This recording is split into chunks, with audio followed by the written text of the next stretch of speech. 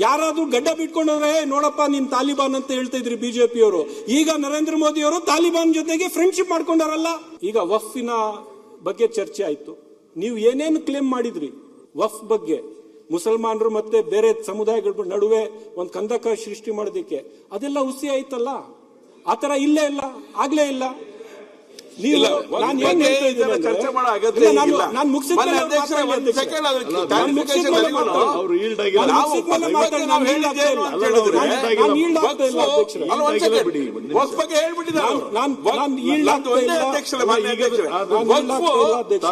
ಸರ್ಕಾರದ ಒಂದು ಅವಿಭಾಜ್ಯ ಅಂಗನೋ ಅಲ್ವೋ ಕೇಳಿದ್ವಿ ನಾವು. ಈಗ ಅದು ಬಜೆಟ್ ಮೇಲೆ ಮುಜರಾಯಿ ಸರ್ಕಾರದ ಒಂದು ಅವಿಭಾಜ್ಯ ಅಂಗ ಕೇಳಿದ್ವಿ ನಾವು. ಅಂದ್ರೆ ಬಜೆಟ್ ಮೇಲೆ ಚರ್ಚೆ ನಡೆದಿದೆ. ನಾನು ಯಾವುದೇ ಪ್ರಚೋದನಕಾರಿಯಾಗಿ ಭಾಷಣ ನನ್ನ ಲೈಫಲ್ಲಿ ಮಾಡೋನಲ್ಲ. ಆದ್ರೆ ನಮ್ಮ ಸಮುದಾಯಗಳಿಗೆ ಆಗ್ತಾ ಇರ್ತಕ್ಕಂಥ ನೋವು ಈ ವೇದಿಕೆ ಮೇಲೆ ಇಲ್ಲಿ ಬಂದು ಹೇಳದೇ ಇದ್ರೆ ಎಲ್ಲಿ ಹೇಳಬೇಕು ಮಾನ್ಯ ಅಧ್ಯಕ್ಷರೇ? ಸೊ ಇಲ್ಲಿ ಪರಿಸ್ಥಿತಿ ಹೇಗಿದೆ ಅಂದ್ರೆ, ರಾಜ್ಯದ ಬಡ ಮುಸಲ್ಮಾನರಿಗೆ ಬೀದಿ ಬೀದಿಯಲ್ಲಿ ಹೊಡಿತಾ ಇದ್ದಾರೆ.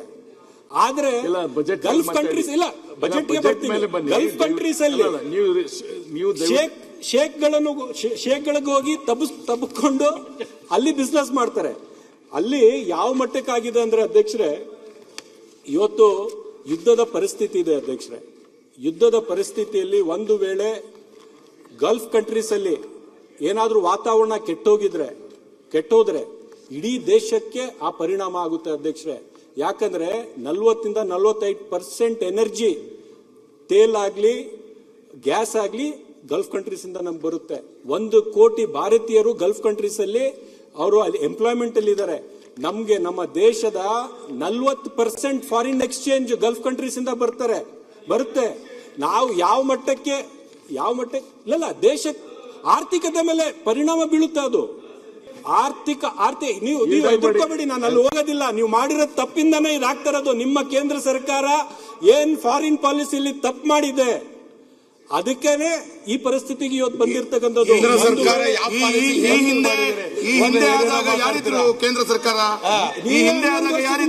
ನಡೆಸ್ತಾ ಇದ್ದಿರಲ್ಲ.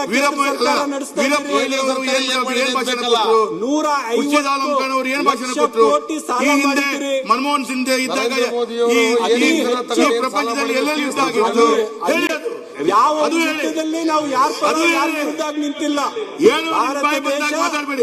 USSR ಪರನೂ ಇರ್ಲಿಲ್ಲ, ದೇಶ ಅಮೆರಿಕ ಪರನೂ ಇರ್ಲಿಲ್ಲ. ಈಗಲೇ ನಾವು ಸೈಟ್ ತಗೊಂಡಿರೋದು. ಪಾಕಿಸ್ತಾನದ ಪರಿಸ್ಥಿತಿ ಏನಿದೆ, ಭಿಕ್ಷೆ ಬೇಡ್ತಾರೆ. ಆದ್ರೆ ಭಾರತದ ಪರಿಸ್ಥಿತಿ ಏನಿದೆ, ನಾವೆಲ್ಲರೂ ಬದುಕ್ತಾ ಇದ್ದೇವೆ. ಇದಕ್ಕೆ ಮೋದಿ ಕಾರಣ. ಪಾಕಿಸ್ತಾನ, ಅಫ್ಘಾನಿಸ್ತಾನ ಏನಾಗ್ತಾ ಇದೆ? We have always been neutral. This is the first time Narendra Modi ji has taken this country pro-US. We have always been neutral. We have never been with USSR or we have never been with USA. Ours is a morally right country. We never supported any war. We supported any aggression on any other country. We have always been neutral. Iran has also been our old friend. Culturally, it is India's friend. Financially, it has been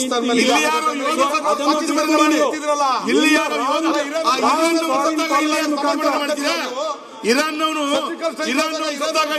ಕಣ್ಣೀರಾಗ್ತಿರಲ್ಲ ನೀವು. ಇರಾನ್ನವನು ಸತ್ತಾಗ ಇಲ್ಲಿ ಕಣ್ಣೀರಾಗ್ತಿದೆ. ಇಲ್ಲಿ ಯೋಧ ಯಾರೋ ನಿಮ್ಮನ್ನ ಕಾಯುವ ಯೋಧ ಸತ್ತಾಗ ಕಣ್ಣೀರಾಗ್ತಿದೆ. ಅದಕ್ಕೆ ಪಾಕಿಸ್ತಾನ, ಅಫ್ಘಾನಿಸ್ತಾನ ಬಗ್ಗೆ ಮಾತಾಡ್ತಾ ಇದ್ದಾರೆ ಅಧ್ಯಕ್ಷರೇ. ರಾಜ್ಯದ ಮುಸಲ್ಮಾನರಿಗೆ 1% ಬಜೆಟ್ ಕೊಟ್ರೆ ಅಲ್ಪಸಂಖ್ಯಾತರಿಗೆ ಟೀಕೆ ಮಾಡ್ತೀರಿ. ಅಫ್ಘಾನಿಸ್ತಾನ್ಗೆ, ತಾಲಿಬಾನ್ಗೆ ಮೋದಿ ಸರ್ಕಾರ ವರ್ಷಕ್ಕೆ 200 ಕೋಟಿ ರೂಪಾಯಿ ಕೊಡ್ತಾ ಇದ್ದಾರೆ. ವರ್ಷಕ್ಕೆ 200 ಕೋಟಿ. ಇಲ್ಲಿ ರಾಜ್ಯದ ಮುಸಲ್ಮಾನರಿಗೆ ತಾಲಿಬಾನ್ ಅಂತ ಹೇಳಿ ನಮ್ಮ ಮೇಲೆ ನೀವು ಗೂಬೆ ಕೂರಿಸಿದ್ರಿ, ನಮ್ಗೆ ಟೀಕೆ ಮಾಡಿದ್ರಿ. ಯಾರಾದ್ರೂ ಗಡ್ಡ ಬಿಟ್ಕೊಂಡ್ರೆ ನೋಡಪ್ಪ ನೀನ್ ತಾಲಿಬಾನ್ ಅಂತ ಹೇಳ್ತಾ ಇದ್ರಿ ಬಿಜೆಪಿಯವರು. ಈಗ ನರೇಂದ್ರ ಮೋದಿ ಅವರು ತಾಲಿಬಾನ್ ಜೊತೆಗೆ ಫ್ರೆಂಡ್ಶಿಪ್ ಮಾಡ್ಕೊಂಡಾರಲ್ಲ.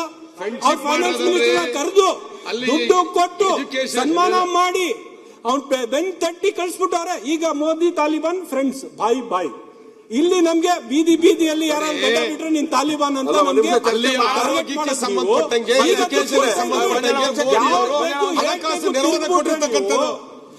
ಹೇಳ್ತಾರೆ ಸರಿ ಇದೆ. ನಾನು ಹೇಳಿದ್ರೆ ಇಷ್ಟೇ. ನೀವು ಹೇಳ್ತಿರೋದ್ರ ಬಗ್ಗೆ ನಾನು ಬೇರೆ ಡಿಸ್ಪ್ಯೂಟ್. 1 second please, 1 second. ನೀವು ಹೇಳಿದ್ರಿ ನೀವ್ ಹೇಳ್ತಾ ಇರೋದೇನು? ನಾವ್ ಹೇಳ್ತಿರೋದೇನು ಅಂದ್ರೆ ಈ ದೇಶದಲ್ಲಿ ನೀರು ಕುಡಿದು, ಈ ದೇಶದಲ್ಲಿ ಉಪ್ಪು ತಿಂದು, ಈ ದೇಶದಲ್ಲಿ ಅನ್ನ ಊಟ ಮಾಡಿ ಇನ್ ಪಾಕಿಸ್ತಾನ ಜಿಂದಾಬಾದ್ ಹೇಳೋರನ್ನ ಒಪ್ಕೊಳ್ತೀರಲ್ಲ ಅಂತ ಹೇಳಿದ್ದು ನಾವು. ಯಾರು ಆಯ್ತು, ISI ಏಜೆಂಟ್ಸ್ ಆಗಿ ಭಾರತ ದೇಶದಲ್ಲಿ ಎಷ್ಟು ಜನ ಆ ಪ್ರೊಟೆಸ್ಟ್ ಅಲ್ಲಿ ಇದ್ದವರು ಪಾಕಿಸ್ತಾನ ಜಿಂದಾಬಾದ್ ಅಂತ ಸಾರಿ ಯಾರು ಪಾಕಿಸ್ತಾನ ಜಿಂದಾಬಾದ್ ಯಾರು ಪಾಕಿಸ್ತಾನ ಜಿಂದಾಬಾದ್ ಹೇಳ್ತಾರೆ? ಇಡೀ ದೇಶದ ಪಾಕಿಸ್ತಾನ ಜಿಂದಾಬಾದ್ ಹೇಳೋರಿಗೆ ವಿಧಾನಸೌಧದಲ್ಲಿ ಪಾಕಿಸ್ತಾನ ಜಿಂದಾಬಾದ್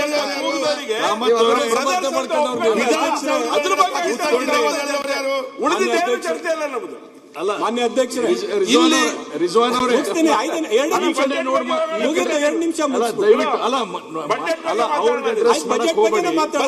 ಅವ್ರಿಗೆ ಅಡ್ರೆಸ್ ಮಾಡಕ್ ಹೋಗ್ಬೇಡಿ ದಯವಿಟ್ಟು. ಬೇರೆ ಬೇಡ ಈಗ ಅಲ್ಲ ಕರೆಕ್ಟ್ ಮಾನ್ಯ ಅಧ್ಯಕ್ಷರೇ, ಬಜೆಟ್ ಬಗ್ಗೆನೆ. ಬಟ್ ಒನ್ ಕ್ಲಾರಿಫಿಕೇಶನ್ ಏನು, ISI ನ ಏಜೆಂಟ್ಸು ಭಾರತ ದೇಶದಲ್ಲಿ ಸ್ವತಂತ್ರದಿಂದ ಈವರೆಗೂ ಎಷ್ಟು ಜನನ ಹಿಡಿದವರಲ್ಲ. ನಮ್ಮ ಪೊಲೀಸ್ ಆಗ್ಲಿ, ಇಂಟೆಲಿಜೆನ್ಸ್ ಸರ್ವಿಸಸ್, ಅಲ್ಲಿ ಜಾತಿ ಧರ್ಮ ನೋಡಿ. ಅಜಿತ್ ದಾವಲ್ ಪ್ರೈಮ್ ಮಿನಿಸ್ಟರ್ನ ಸೆಕ್ಯೂರಿಟಿ, ನ್ಯಾಷನಲ್ ಸೆಕ್ಯೂರಿಟಿ ಅಡ್ವೈಸರ್, ಅವ್ರು ಏನ್ ಹೇಳಿದ್ರು, ಮುಸಲ್ಮಾನರಕ್ಕಿಂತ ಬೇರೆ ಬೇರೆ ಜಾತಿಯವರೇ ISI ಏಜೆಂಟ್ ಜಾಸ್ತಿ ಇದ್ದಾರೆ ಅಂತ ಆನ್ ರೆಕಾರ್ಡ್ ಹೇಳ್ತಾರೆ ಅಜಿತ್ ದೋವಲ್ ಅವರು.